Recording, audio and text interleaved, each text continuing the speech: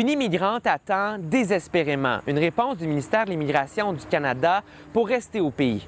Arrivée au Québec en 2024, la femme avait un permis de travail lié à son mari. Depuis leur divorce, elle ne peut plus travailler. Elle est présentement hébergée avec sa fille d'âge primaire dans une des maisons d'hébergement pour femmes et enfants victimes de violences conjugales de Mégantic-l'Érable.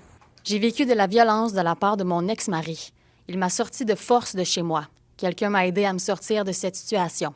Depuis août 2024, je vis dans une maison d'hébergement pour femmes victimes de violences conjugales car je n'ai plus de travail.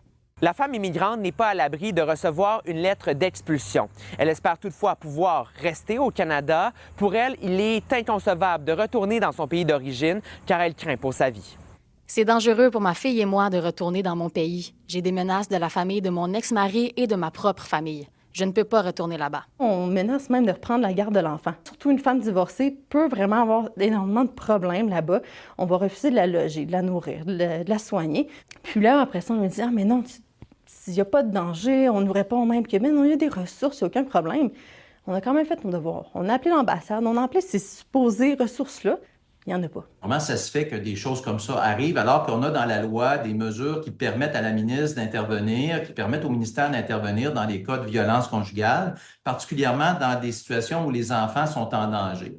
J'ai demandé à 3 reprises un permis de séjour temporaire pour les victimes de violences familiales. Ils ont tous été refusés, même si j'avais des preuves de la violence. Je ne sais pas pourquoi c'est refusé. Malheureusement, ce qu'on nous répond au ministère de l'Immigration et du côté du cabinet de la ministre, c'est écoutez, la dame est en maison d'hébergement, elle n'est plus en situation de violence conjugale. Réponse aberrante, une réponse que je qualifierais de manque de compassion totale. C'est très contradictoire et lorsqu'on demande des informations supplémentaires, on nous remet des lignes de loi et de directives qui ne donnent pas plus d'informations. On nous envoie même plutôt dans des ressources de prévention du suicide. Comme elle est sans statut, la femme vit avec une peur constante du renvoi, ce qui lui cause beaucoup d'anxiété. Je suis tombée malade. J'ai arrêté de manger.